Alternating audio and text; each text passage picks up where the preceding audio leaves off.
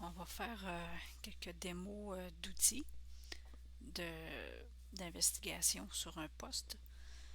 Et bon, là, je suis présentement dans une machine virtuelle Windows, Flare VM, qui est spécialisée dans l'analyse de malware. Sauf que j'ai beaucoup d'outils de forensique. Puis, on va faire le tour rapide, puis on fera un autre, je ferai une autre partie avec d'autres outils un petit peu plus tard. Donc, on est dans la situation où on a accès à un ordinateur qui est ouvert et on veut procéder à la capture de la volatilité. Le poste, on va s'imaginer qui est infecté et on a affaire à la capture de la volatilité. Puis aussi, on pourrait aller extraire les logs Windows, les event logs Windows. On pourrait avoir besoin aussi de la base de registre. On pourrait avoir aussi besoin de l'usage du réseau, du trafic réseau sur le poste. Bref, on a plein de captures à faire. On veut aussi extraire l'historique, on va dire, disons, de Google Chrome. Puis, on a quelques outils que vous aurez peut-être installés sur une petite clé USB. Donc, c'est ça qu'on est dans ce contexte-là. Donc, il y a quelques outils, il y a des suites d'outils intéressants. Ici, par exemple, comme SysInternals, qu'on a déjà vu dans un cours. Il y a aussi Nearsoft, qui ressemble pas mal à SysInternals. Et EasyTool, qui est fait par Eric Zimmerman, un expert du Sense. Puis, ça, tous ces outils-là, je vais vous donner, mettre un petit fichier TXT là, à votre disposition pour savoir où les télécharger, puis avoir des documents d'aide aussi. Hein. Donc, Eric Zimmerman, très intéressant comme outil. Je m'en sers très souvent. Et donc, on va rester dans les outils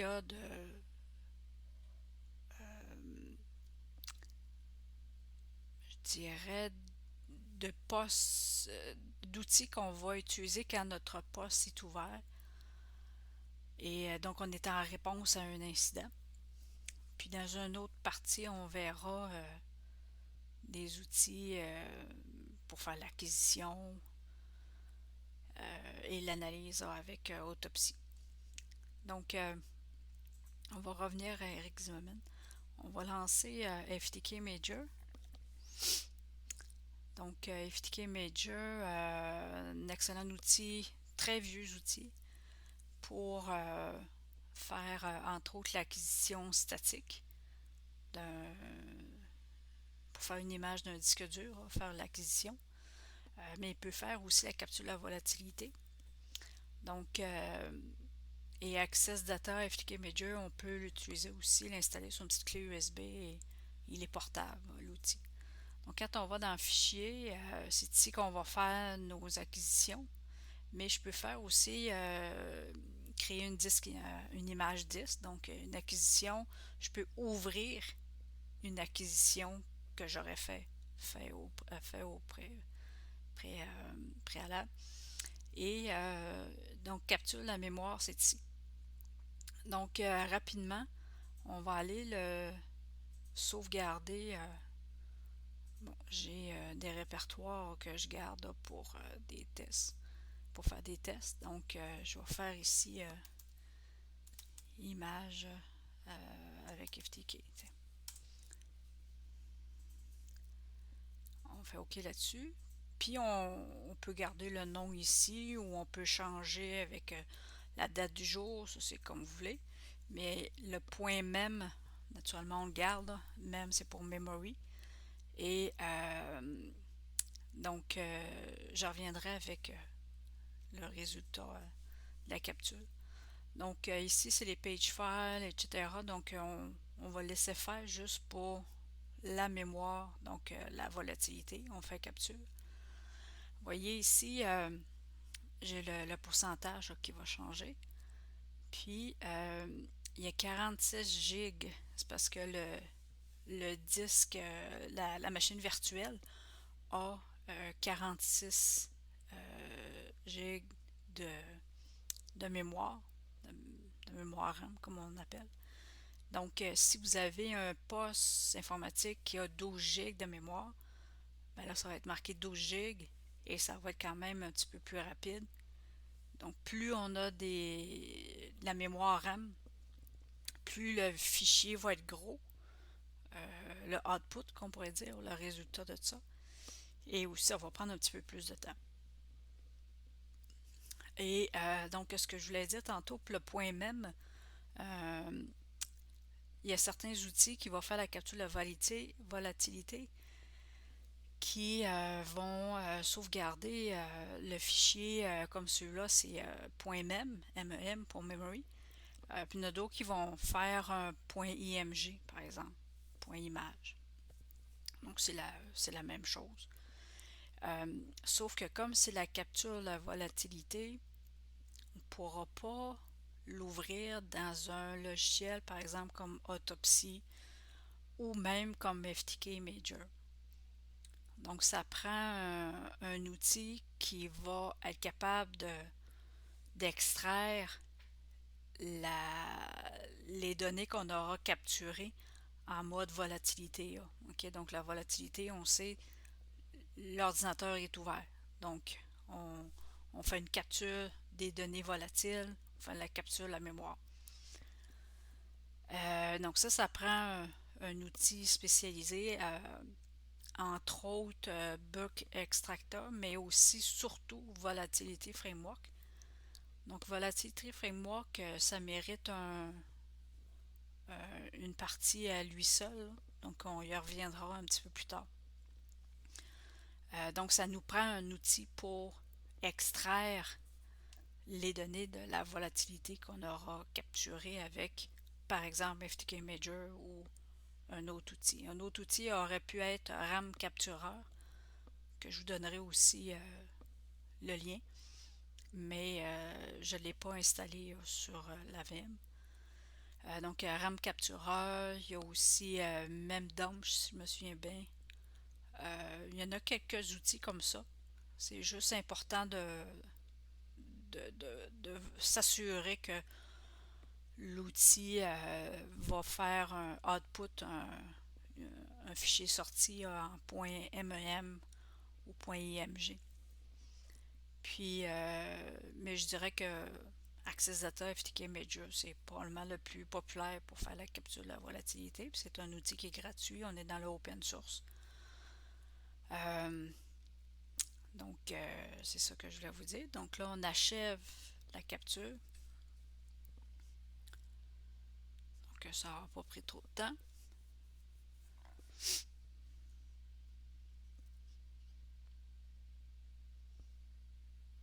Et voilà, close. Donc là, je vais aller l'ouvrir. Ah, mon module 9 est ici. Donc, test image FTK. Donc, vous voyez le point même. Et c'est sa taille, comme je disais tantôt. Comme j'ai 45 GB de données de mémoire RAM, ben, le fichier a aussi la taille de 45 GB. Donc, puis la preuve que je vous disais tantôt que je ne peux pas l'ouvrir avec FTK Major, on va faire ouvrir image.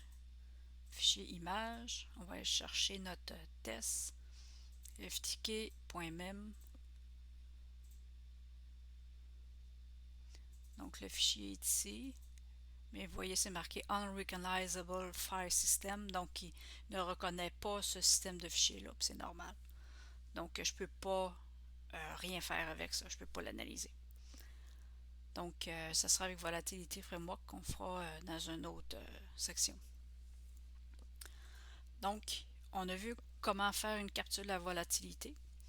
Donc là, je vais aller, ce qu'on va faire, c'est que quand on fait une investigation, on veut savoir, par exemple, bon, on a un poste dont l'utilisateur a été sur un site web pour télécharger un fichier quelconque et malheureusement, il s'est infecté en même temps. Donc, on veut savoir, ben, il est allé sur quel site web. Donc, on a besoin de l'historique. C'est sûr que dans un logiciel comme Autopsy, surtout les outils graphiques où c'est facile de s'orienter parce qu'on peut aussi on peut faire une investigation avec du Linux en ligne de commande. Mais là, je vous parle d'outils graphiques comme Paraben, OS Forensic, Incase, FTK Major. Donc, c'est beaucoup plus facile de s'orienter. Donc, on a besoin,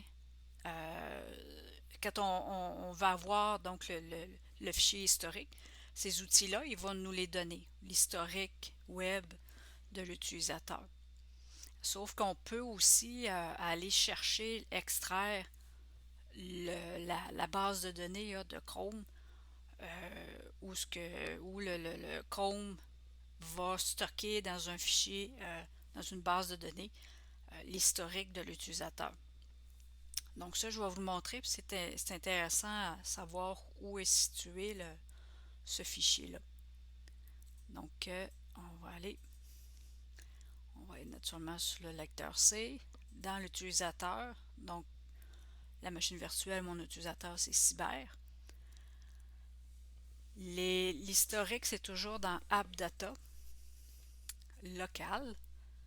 Et ici, vous voyez, on a Google, puis on a aussi Microsoft. Donc, si je vais dans Microsoft, je vais avoir Edge, User Data, donc les données de l'utilisateur, et Défaut, profil défaut.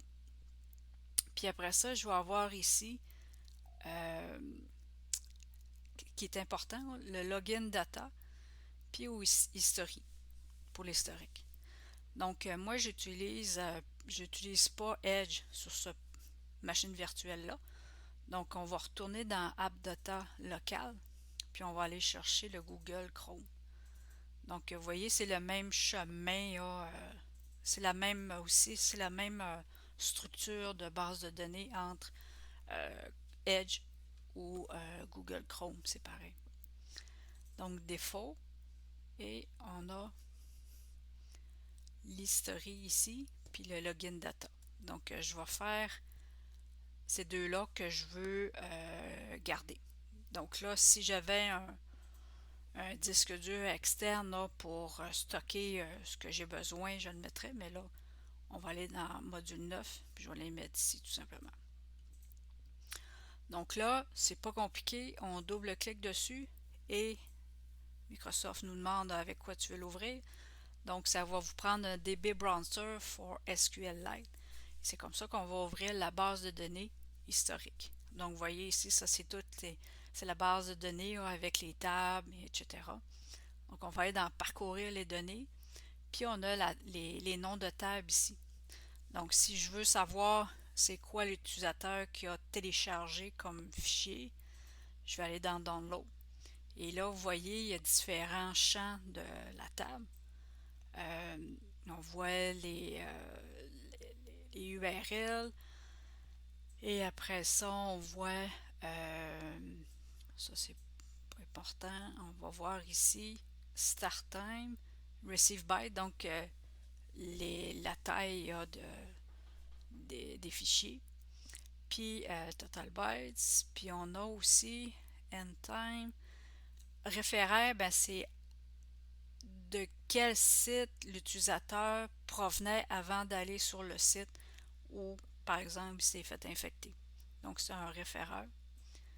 Puis après ça, ici, la dernière modification. Mais le problème avec Chrome, c'est que vous voyez ici, c'est pas... c'est le Unix Time qu'on appelle. ou Epoch Time. Donc, c'est un format d'heures qui nous est vraiment pas très familier là, à savoir quelle heure qu'il est, quelle date et quelle heure. Donc, il faut faire une conversion. C'est ça qui est étonnant. Euh, Sauf qu'on peut exécuter une requête pour nous convertir le temps. Là, malheureusement, je ne l'ai pas sur cette machine virtuelle-là, ma petite requête SQL que je vous donnerai. On fera ça une autre fois. Donc, sauf que c'est ça. Donc, c'est bien tannant avec le Epoch Time ou Unix Time. On y reviendra tantôt. Donc, ici, moi, ce que je fais, c'est que je vais enregistrer la table et on a aussi ici, c'est ça, enregistrer. Donc, exporter en format CSV. Donc, ça, c'est parfait. Je vais aller le sauvegarder dans mes fichiers, module 9. Ouais, module 9. Puis, je vais l'appeler download.csv.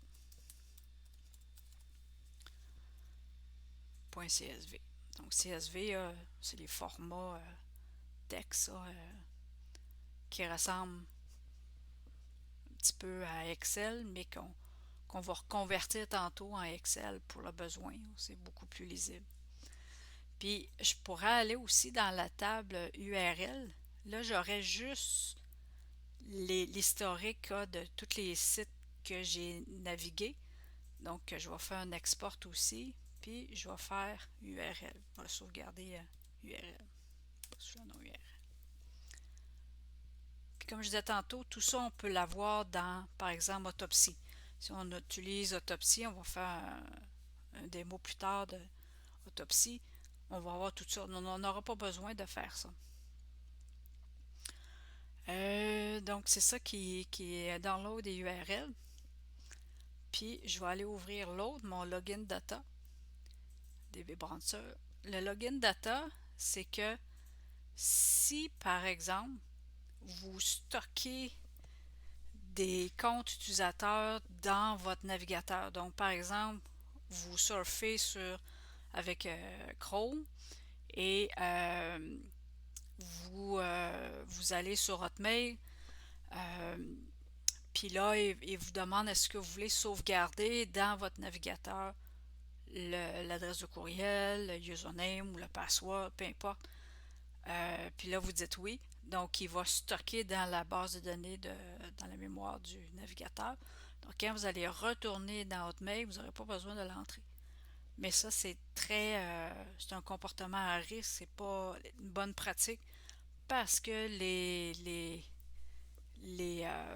groupes de cybercriminels euh, ont développé des programmes malveillants de type data stealer, donc euh, Redline, entre autres, ça, Redline, Sogolish, Solar Marker, si je me souviens bien. Donc, c'est des programmes qui vont aller voler les informations qui sont contenues dans la mémoire du navigateur. Donc, c'est pas très, très intéressant. Puis en plus, il va aller voler l'historique du navigateur. Donc ça veut dire le hacker va avoir envers lui tous les URL que vous allez. Donc si vous allez sur votre caisse, sur la banque, votre compte Hotmail, Gmail, ben là, il va avoir les URL. Puis en plus, il va avoir la base de données de credentials qu'il a sauvegardé dans son navigateur, donc dans votre navigateur. Donc ça veut dire qu'il y a tout ce qu'il faut. Donc, les login data, ben, il va les stocker ici dans sa base de données de Chrome. Donc, ici, ben, tant mieux, j'en ai pas. Moi, je ne l'ai pas sauvegardé dans mon navigateur, mes comptes. Mais si vous avez un utilisateur qui stocke tous ses comptes ici, ben, ses comptes dans le navigateur, ben, vous allez avoir ici toute la liste. Donc, vous allez avoir le URL, et le champ username, ici comme on l'a, élément username, password, etc. Donc, c'est pas plaisant. Bon, là, là, sur la machine virtuelle, j'ai pas Office, Excel, Word, donc je peux pas ouvrir mon CSV et le convertir dans Excel. Donc là, je l'ouvre avec euh, l'outil qui s'appelle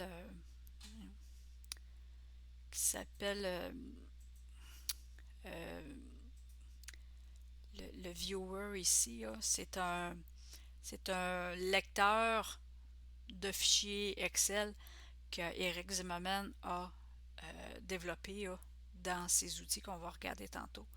Donc, je peux tout simplement aller ouvrir mon fichier. Donc, ça, je m'en sers si j'ai pas Excel, là, tout simplement. Parce que c'est beaucoup plus facile avec Excel. Donc, je vais ouvrir mon fichier comme ça. Et voilà. Donc, ce qu'on avait tantôt dans le browser SQL, ben, je l'ai ici en CSV. Donc là, ça serait bien comme je vous disais tantôt, vous avez Excel, on va tout simplement convertir notre CSV en Excel pour que ce soit plus lisible, facile à lire. Donc là, vous allez avoir l'historique. Donc, qu'on ait l'historique Google ou Chrome que l'historique Edge, c'est c'est la même structure de base de données, donc on peut l'ouvrir aussi avec DB Browser. Puis, donc là, on a vu l'historique. D'autres choses qui est bien important, c'est les fameux logs, les event logs de Windows. Donc, on va aller les ouvrir. On est dans C. On va aller dans Windows, Système 32. Puis, donc, dans Système 32, on va avoir plusieurs informations qu'on va extraire, entre autres les logs, mais aussi la base de registre qu'on va regarder tantôt. Donc, on va aller chercher WinEVT. WinEVT, donc Windows Event. Et vous voyez le répertoire logs. Donc, c'est ici que Windows stocke tous ces logs, des logs applicatifs, système, sécurité. Si, je sais pas moi, si par exemple, l'utilisateur subit une attaque par RDP, par exemple, souvent c'est des attaques de brute force, puis on essaie de rentrer par RDP, ben vous allez avoir les logs ici, Windows Terminal, si je me souviens bien. Windows, opérationnel. Voyons, il me semble que c'est Terminal. Terminal ici. Windows.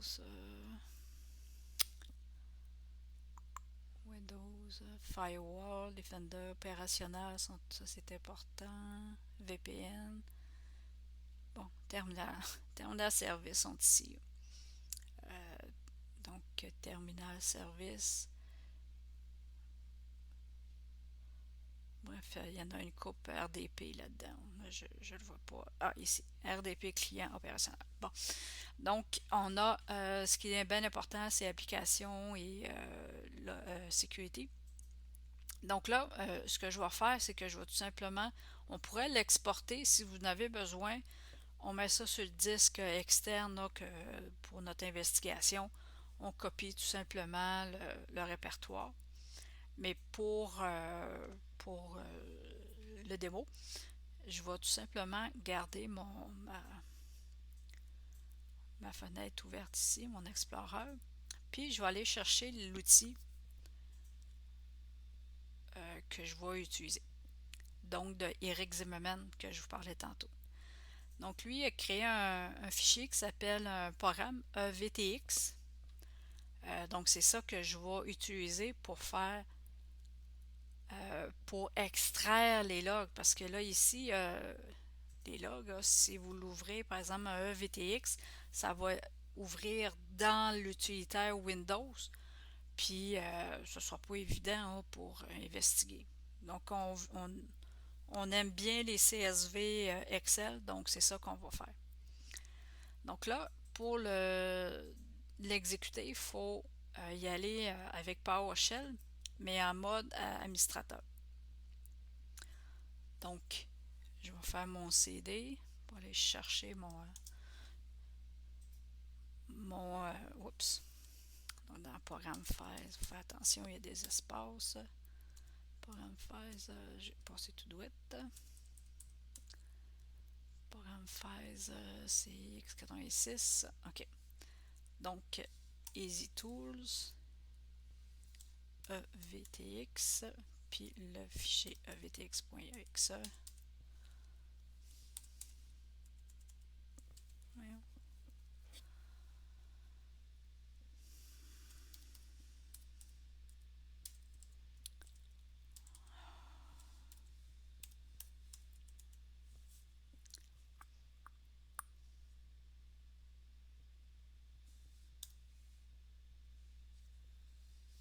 Non, ce que je vais faire, CD, c'est ça que je vais faire. Bon, un ls, puis on va chercher notre EVTX.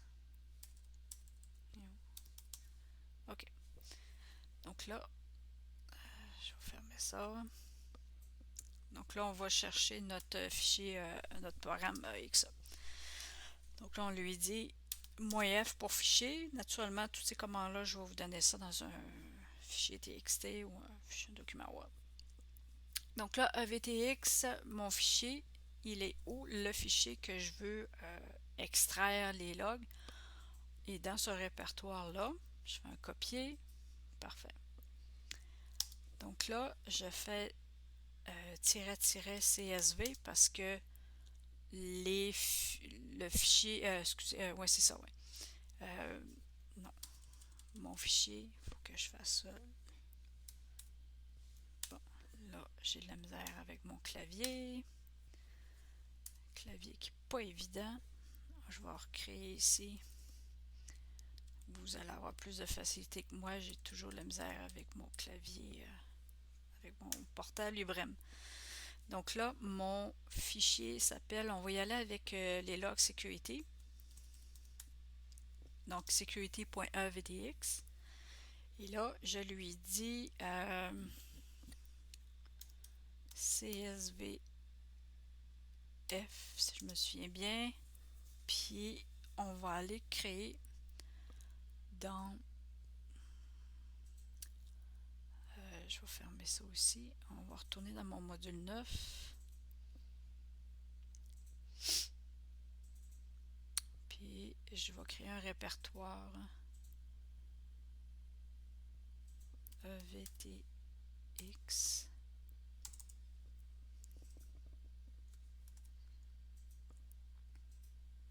Parfait.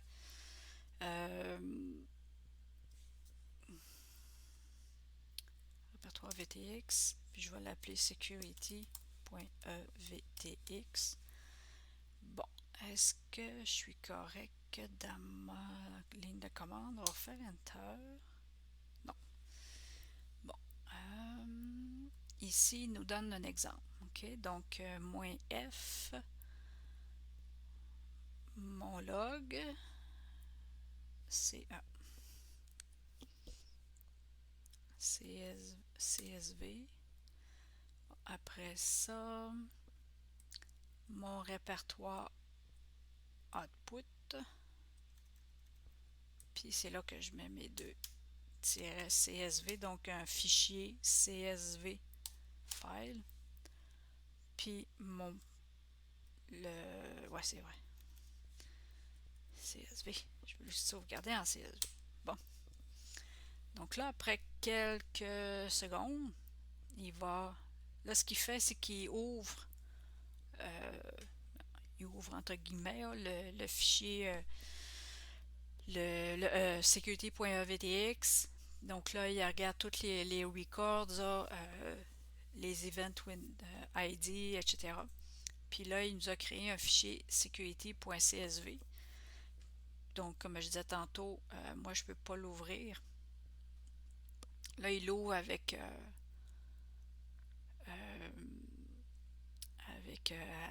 code, comment il s'appelle? Azure Code. Donc, que je pourrais l'ouvrir avec mon viewer. Il n'est pas là-dedans. Bon. Avec le viewer, comme je vous ai montré tantôt.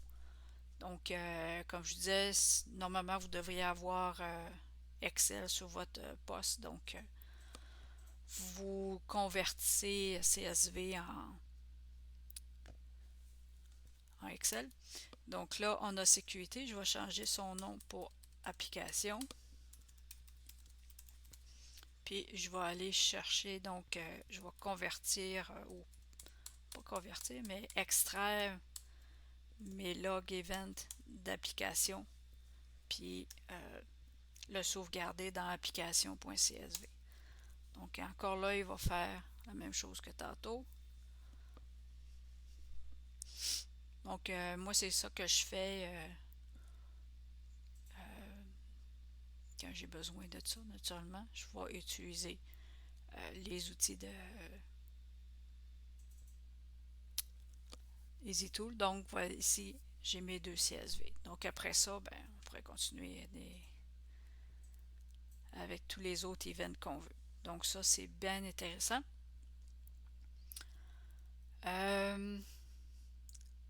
Donc là, event, c'est beau.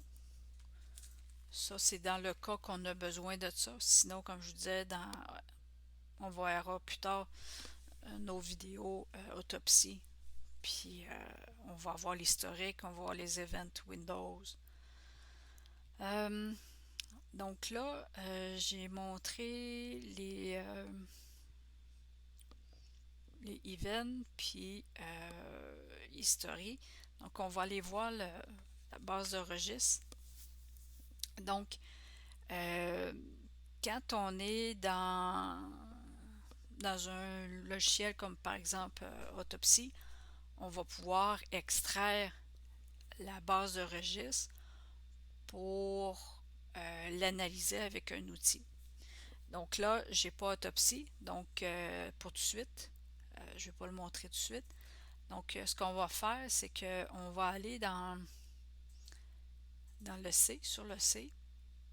On va aller dans Windows System 32. Et on va aller dans Config. C'est là qu'on va retrouver le SAM Security System Software. SAM Security Software, les 4 S ça, que je vous ai déjà parlé, qui sont les hives, les ruches les plus importantes du registre Windows. Donc, on fait un copier, puis on va aller mettre ça dans le module 9. Ah, c'est vrai, là, il veut pas. Parce que je suis dans le système. OK. Donc, dans ce temps-là, ça vous arrivera pas parce que vous n'aurez pas à analyser sur le poste qui est ouvert puis qui est infecté. Donc, vous allez pouvoir l'extraire avec... là, finalement, vous allez pouvoir l'extraire comme je vais le faire. Donc, ce qu'on va faire, c'est qu'on va ouvrir encore EasyTools. On va aller dans Enregistrer Explorer. Puis, on va ouvrir l'Explorer.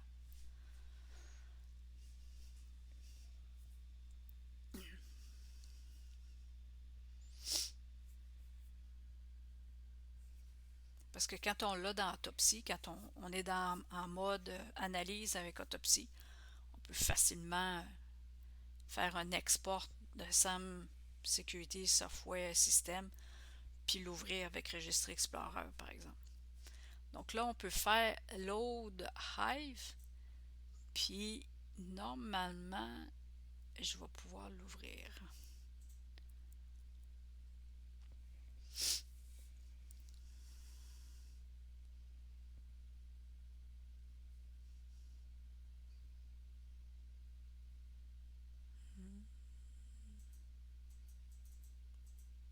Il me semblait que je pouvais l'ouvrir, même si tu es en mode live. On va ouvrir système, non, software. Non, il veut pas. Bon, désolé, on la regardera dans un autre autre vidéo avec Autopsy. Donc après ça, je vais pouvoir l'ouvrir avec Registry Explorer. Bon, désolé. Ce qu'on va regarder, donc là on a vu l'historique, on a vu les événements, l'usage du réseau. Donc on a deux outils, malheureusement sur celui-là, il y en a un que j'ai pas, qui s'appelle le SRU, sru.db. Donc là, ce que je vais faire, c'est que je vais utiliser le deuxième outil qui est très bon aussi avec Nearsoft. Et il est network. Je vais aller voir. Il me semble que j'ai peut-être SruDB dessus. Non.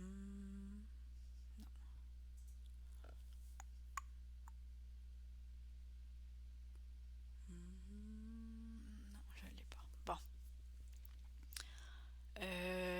Ok. Nearsoft.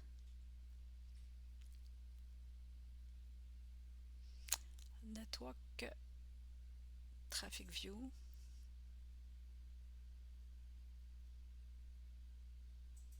Bon, ça, normalement, il y a une manière pour contourner ça.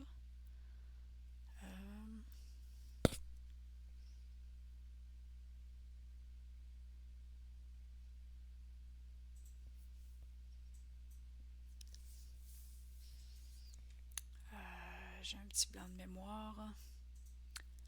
Bon, je vais le montrer avec SruDB. J'aime mieux SruDB. Donc la prochaine vidéo, je vais vous le montrer. Le problème, c'est que j'ai plusieurs machines virtuelles, puis les outils sont dans divers machines. Ok, on va aller ouvrir Cape, K-A-P-E, qui est fait aussi par Eric Zimmerman, qui a fait EasyTool. Et Cape, soit on l'exécute, on l'utilise en ligne de commande, soit avec son interface graphique. J'aime mieux l'interface graphique. Puis, donc ça aussi, on peut le mettre sur une clé USB. On pourrait même,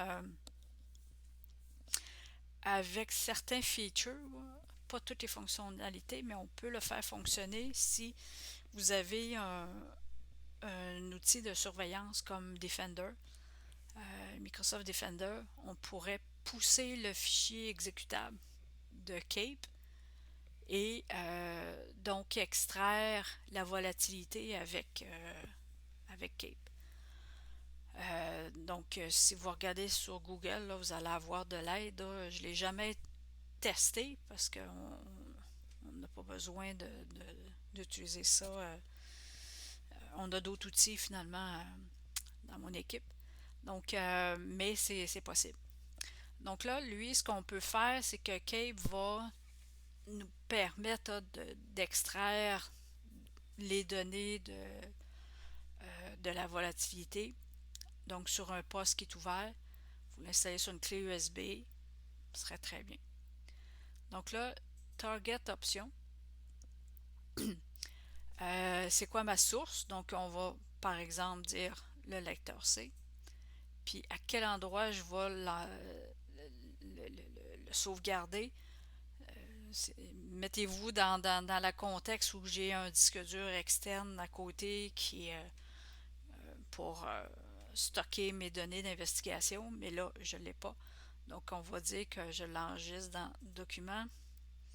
On va faire module 9, puis je me suis créé un Cape Test Cape. Faut enlever la case à cocher ici. Ben, c'est pas super obligatoire, mais moi je le coche ici. Bon, après ça, vous voyez ici, il y a une très longue liste. Puis même si je coche aussi, il va me demander les mêmes questions, mais j'aurai aussi une possibilité de d'autres modules. Donc, on va décocher ça ici, puis on va y aller juste par défaut ici. Donc, ce qu'il a fait, Eric Zimmerman, c'est on peut faire une extraction avec de base. OK, les composants de base que vous allez avoir besoin pour investiguer la volatilité. Donc ici, il a appelé le Sense triage, le triage du Sense, parce que Eric Zimmerman, c'est un expert du Sense. Donc, il l'a appelé comme ça. Il y a aussi Basic Collection. On pourrait l'utiliser aussi, le cocher. Puis si on veut pas ça, puis on veut quelque chose de plus précis, ben vous avez toute la liste là. Donc ça pourrait être les events Windows, des applications ici comme les logs de Dropbox. Donc ça dépend c'est quoi que vous voulez, que vous avez besoin du poste pour extraire. Google Earth, AirView, il y a même WSL Kali, différents types de log files, les logs de McAfee, les logs, bref, Nessus, Notepad, OneDrive, OpenSUSE, Opera. Donc, vous avez tout le plein de choix. Donc, lui, il s'est bâti un moteur pour aller extraire tout ça. Donc, on va y aller avec le Sense. Puis, vous voyez, quand vous cochez ou décochez, il y a quelque chose qui se passe en bas. Donc, c'est la ligne de commande. Donc, pour faire ça en mode graphique comme ça, il nous met quand même son équivalent en ligne de commande. Donc, pourriez, après un certain temps euh, d'utilisation, pourriez dire, ben là, maintenant, je sais c'est quoi les commandes. Pourriez le lancer tout simplement dans PowerShell. Donc là, après ça, on dit execute. Puis execute. Et là, il nous sort ça. Puis là, j'ai demandé juste le sense triage, donc ce ne sera pas très long. Donc, la machine, desktop avec son nom, le user, cyber, le système d'exploitation Windows. Donc là, il est parti.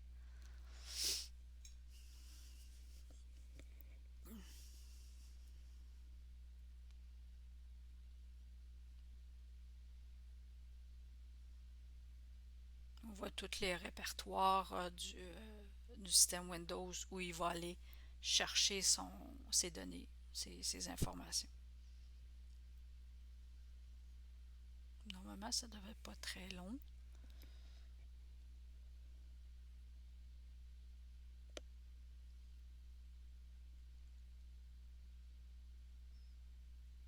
Puis aussi, si par hasard vous avez FTK Major puis il est ouvert pendant que vous faites ça, il ne marchera pas. Il va vous dire de fermer FTK Major.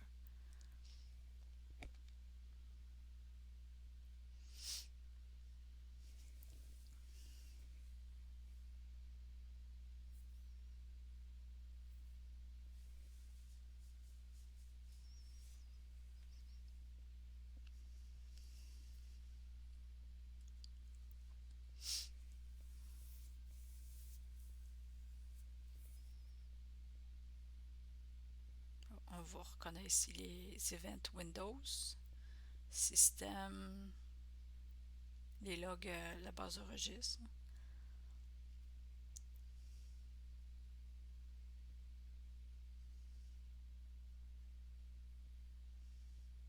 OK. Press any key to exit. Donc, on paye sur Enter. On peut fermer ça. Et on va aller chercher notre module 9. Escape. Donc là, il a créé 3 fichiers. C'est des fichiers log, TXT de ce qu'on vient de faire, tout simplement, en mode graphique dans Cape. Il nous sort un petit log. Lecteur C. Donc là, ce qu'il a fait, c'est qu'il a exporté des répertoires puis certains fichiers. Mais on y était vraiment de base avec le Sense, Sense triage. Donc, par exemple, il nous a sorti les fichiers qui sont sur la racine là, du lecteur C. $sign, extend, puis avec certaines données dedans, certains fichiers. Donc ça prend par exemple des, des outils spécialisés pour lire ça. Programme Data, il nous a sorti les logs de l'antivirus Defender. User, il a sorti Cyber, AppData local. Donc, on va aller chercher notre log historique, là, ce qu'on a besoin là, pour Google Chrome que je vous ai montré un petit peu plus tôt. Même chose pour Microsoft Edge, OneDrive, Internet Explorer. Donc, il était chercher des fichiers importants, même Mozilla et Opera que j'ai sur la machine virtuelle. Donc, il nous a fait un export du répertoire du profil AppData. Ça, c'est parfait. Desktop, ben, si j'avais, par exemple, l'utilisateur a des documents importants, il y a peut-être un fichier exécutable malveillant sur son desktop bureau. Donc, on le voit ici. Donc, il a exporté ça aussi. Puis le ntuser.dat qui est aussi un fichier important pour extraire, si je me souviens bien, les activités de l'utilisateur. Puis dans AppData, il y avait aussi le répertoire roaming pour les autres navigateurs, puis le AppData qu'on a vu tantôt. Donc, il y a quand même extrait des infos importantes du lecteur C, qui sont sur le lecteur C. Puis dans Windows, ben, vous allez retrouver ce qu'on a vu tantôt, système 32, config, et les fameuses bases de registre, software, système, ben, la base de registre, mais avec les différents rushs, SAM Security, software, système. Puis après ça, notre fameux SRU, que je parlais tantôt, mais que là, j'ai pas les outils pour l'ouvrir, mais on la regardera dans une autre vidéo. Donc, le SRUDB.dat, c'est ça qui, vous voyez, il y a 7500 kilooctets. Donc, ça stocke toute la bande passante ou euh, le trafic réseau que les applications sur le poste vont produire. Donc, si par exemple vous avez un logiciel, un client pour se connecter à distance sur un poste, puis est utilisé par un hacker, ben, il va avoir l'utilisation. Donc, vous allez avoir dans ce fichier-là la bande passante que le client, euh, l'exécutable, le logiciel va avoir utilisé. Donc, c'est comme ça que je vois si, par exemple, un Sogolish, un programme malveillant, Sogolish habituellement va installer un NetSupport, un outil, un client qui s'appelle NetSupport pour communiquer avec le poste qui a infecté. Donc, dans le STRUDB, je vais avoir l'application NetSupport avec tel octet ou bytes de données en,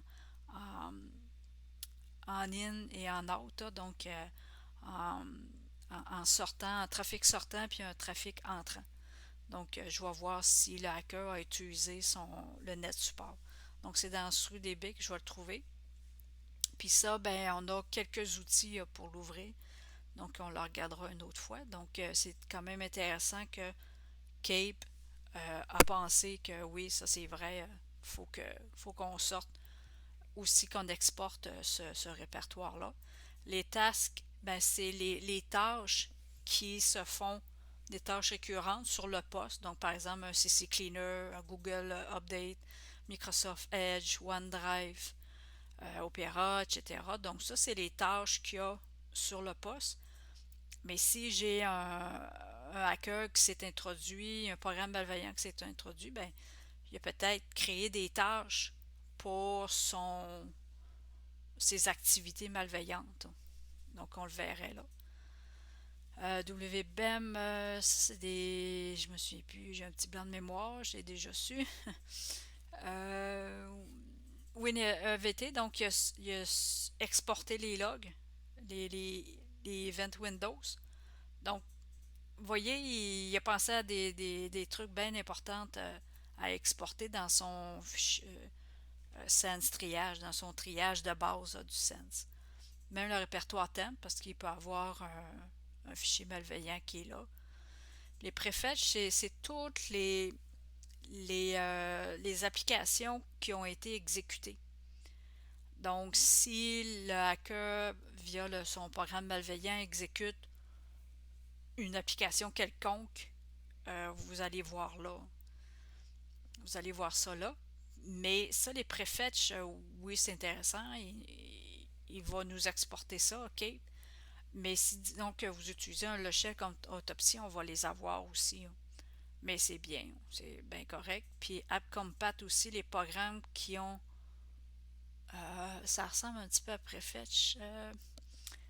AppCompat. AppCache, plutôt, c'est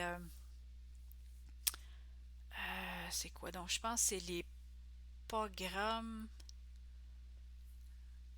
les programmes, il me semble que c'est les programmes qui sont en mode GUI, donc en mode graphique, qui ont été exécutés.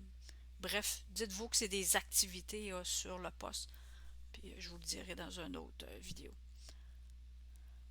Après ça, programme data, donc ça on l'a vu, programme data. User, Windows, on vient de sortir de là. Donc finalement, tu sais, il fait quand même un bon triage. Le MFT, Logfile, ça peut être intéressant.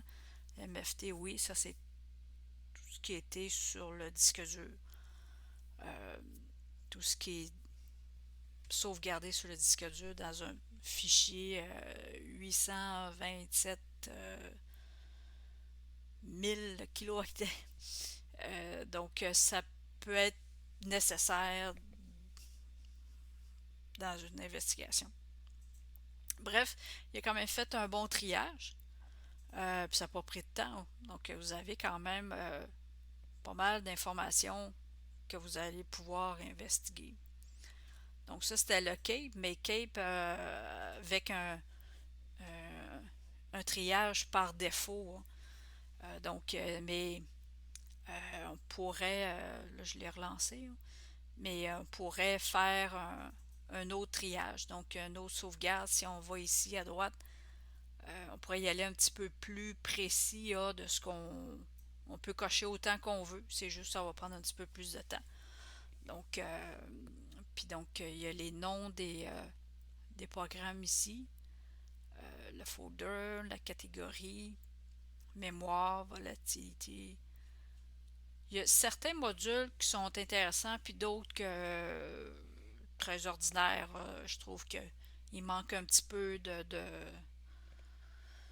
précision, puis aussi de performance pour sortir l'information qu'on aurait besoin. Donc, mais en tout cas, c'est quand même un très bon outil, puis on l'a vu, il a sorti quand même des répertoires puis des fichiers importants de Windows pour une investigation, puis c'est juste le triage par défaut. Donc ça, c'est très bien. Puis en plus, vous avez la ligne de commande ici, donc on pourrait faire simplement un copier-coller de la ligne, puis le mettre dans un PowerShell, en mode admin, naturellement. Bon. Donc là, ce que je voulais vous montrer, Visual Studio. Ah oui, c'est ce qui est ouvert quand j'ouvrais les CSV par défaut. C'est ça. C'est Azure. Je m'appelle toujours Azure, c'est Visual Studio. Donc, on a vu FTK Major, on a fait une capture de la volatilité, on a regardé CAPE, très intéressant. Très intéressant aussi avec avec l'outil DB Browser, on est capable de extraire de la base de données historique, que ce soit Google Chrome ou Microsoft Edge. Après ça, WinVT, donc avec Easy Tools, extraire les events Windows. Puis on va aller voir un petit peu d'autres Easy Tools. Donc Registry Explorer, on le montrera dans une autre vidéo avec pour la base de données. Base registre, ouais. Il y en a beaucoup d'autres très très bons outils ici. Libre à vous de tester. Puis je vais tout mettre ça dans un fichier. Il y a beaucoup des guides, puis aussi Eric Zimmerman a fait avec le Sense un beau poster qui présente son outil, puis avec les lignes de commande, puis donc bien intéressant. Nearsoft, il y a des bons outils, mais je veux dire des bons outils qu'on peut exécuter pour encore là les processus qui sont en mode exécution, donc capturer des données volatiles. Sauf que quand on installe Nearsoft, souvent l'antivirus n'aime pas ça. Sysinternals, on peut tout simplement mettre ça sur une petite clé USB. Donc si par exemple j'exécute Autorun, on va savoir les applications qui sont en cours d'utilisation. Donc ça c'est bien aussi. Puis en plus, il nous donne le chemin dans la base de registre où aller chercher l'information comme quoi, par exemple ici CC Cleaner, Edge et Opera sont en activité. Donc il y a la clé ici qui s'appelle dans Software, Microsoft, Windows, Current Version, Run parce qu'il est en mode exécution. Puis je pourrais faire un clic de droit dessus, puis soit le supprimer, faire une copie, l'analyser dans un virus total, lancer l'explorateur de processus. Je pourrais chercher en ligne sur Internet l'information sur le processus qui est en cours, les propriétés, etc. Donc, c'est très intéressant. Puis, vous voyez, il y a plusieurs onglets. Donc, ici, c'est les tâches, ou les tasks, les tâches cédulées. Logon, donc les sessions de Logon, Everything. Donc, c'est un très bon outil. Il y en a plusieurs dans le système sysinternet. Donc, on a les processus, ProcDom. Par contre, quand on a un petit icône comme ça veut dire que c'est un outil en mode graphique. Mais on pourrait, quand c'est AXA ici comme ça, pas d'icône de couleur, ça veut dire que c'est un exécuteur qu'il faut y aller en ligne de commande. Donc, par exemple, si je veux faire le PS list, la liste des processus, ben, je ne peux pas cliquer dessus, puis vous voyez, ça referme tout de suite. Donc, on fait un copier-coller de notre répertoire pour le lancer. On va aller faire un CD. Je peux faire un ls. Mais ce que je veux lancer, exécuter, c'est le fichier pslist. Oh. Ah, système 32, il n'a pas été. Ah, mon programme file, j'oublie tout le temps, excusez-moi. Programme file, parce qu'il y a des espaces dans le programme files.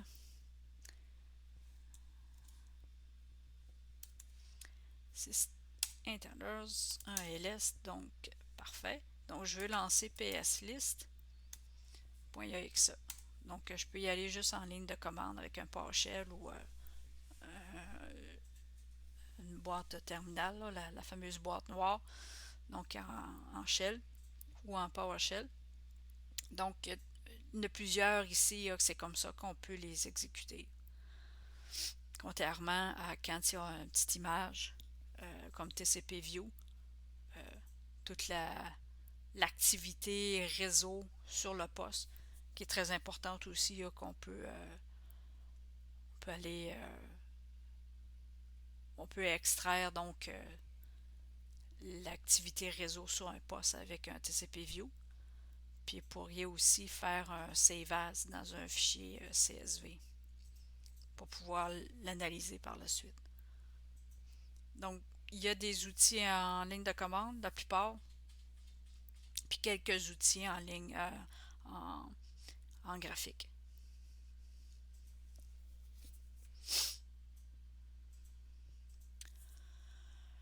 Bon, je pense que pour le premier vidéo, c'est complet, puis on va revenir un petit peu plus tard avec d'autres outils.